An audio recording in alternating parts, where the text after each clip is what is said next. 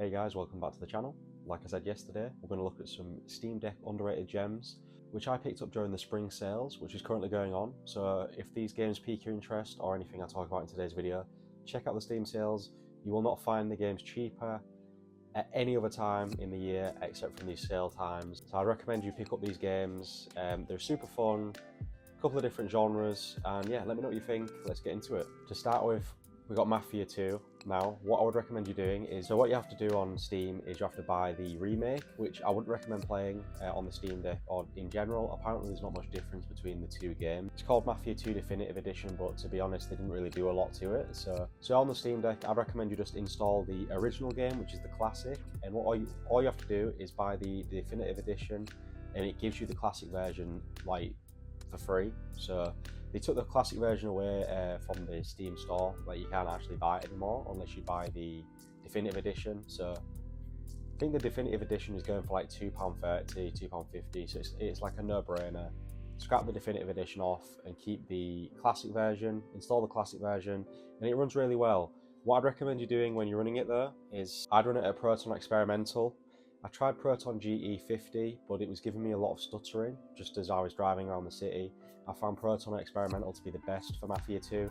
And as far as gameplay goes, it's a third person, slightly open world. I wouldn't really call it fully open world because it's not like GTA where you go into different markers on the map to do missions for different people.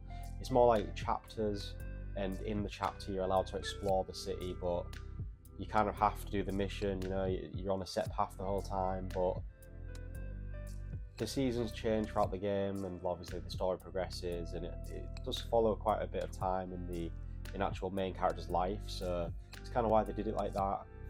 The chapter system is okay. I don't know if I prefer an open world, but I'm more of a linear. I do normally prefer linear style games just because I don't have a lot of time to do open world stuff much. So a nice linear, straight to the point game. Plus it's got some pretty fun combat in it, some pretty fun fighting combat, and some gunplay, some great gunplay, and some good driving. It's set in like the 1940s during World War II time, so yeah, it's super fun.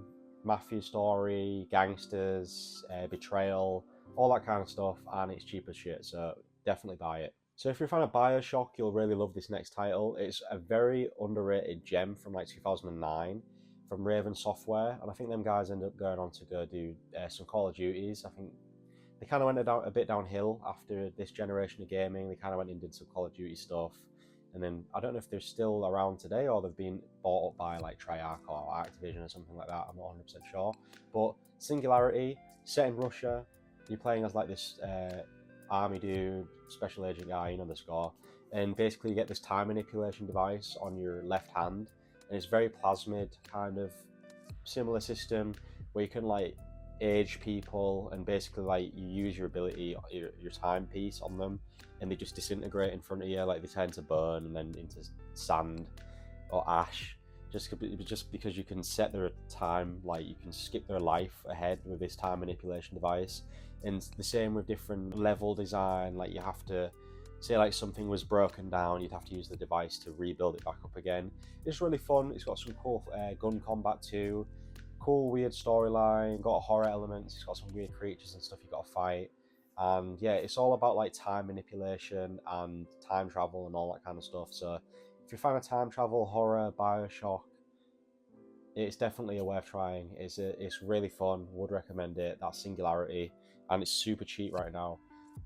It's super cheap, it's around £5. I would have liked it to have gone a little bit cheaper in the sale, but I wasn't able to find it on CD keys or anything like that, so I was actually considering paying $14.99 for it, but I thought, no, I'll wait out. I'll wait till the sale comes along, and it did. So the spring sale, I was able to grab it for $4.99, so super good price, and that is a really fun first-person shooter. Like I say, with plasmid mechanics on your left hand, you get to manipulate time. Another game I've been really enjoying recently is Dead Rising 2. I absolutely love Dead Rising 1, but I've had that on my Steam account for a long time. For some reason I didn't own Dead Rising 2 on my Steam account. Played it a shit ton on Xbox 360 back in the day. Absolutely loved it. Love playing co-op with my friend as well. Super fun times on that. I've got a few other videos on my channel of us playing co-op. I'm not 100% sure if they're still live. I might have privated them. They're from a long time ago, so yeah, but we do go back and watch them a lot. It's funny for us to go back and watch it, nostalgic. But Dead Rising 2, if you're not familiar with the Dead Rising franchise, it started out as like a quirky Japanese Western game where you play as like Frank West and he's trying to uncover a conspiracy going on in this shopping mall. And like you've got this terrorist organization who's released like this biochemical stuff in this town, Willamette, and it starts turning people into zombies. And you're stuck in the middle of it. You're a journalist and you're trying to get to the bottom of it. But it's set on like a time system where you're constantly having to check your clock and you have to do things at a certain time. Otherwise, you can fail the game. So if you don't progress in the main story enough by a certain time limit, you essentially fail the game. It gives you like a game failed screen. But that might sound a bit shit, but it isn't, because it also has a really fun leveling up system. And basically the leveling up system carries over. So even if you fail the main storyline the first time, and its potential is hard to do because you want to balance saving survivors, fighting zombies, exploring, and doing the main story. You kind of don't have enough time to do all that in the first playthrough. So you kind of want to focus on getting your level up in the first playthrough. It makes the rest of the game easier because the level system is tied to like your health points, how fast you run, different abilities you have, like fighting abilities. So doing multiple playthroughs of it is super fun, which is also rewarding, like for replayability value and just unlocking different levels and different abilities. So Dead Rising 2, absolutely love it. It's got some great boss fights. You play as Truck Green in this one, and it's a bigger mall than the first game. They kind of just doubled everything up.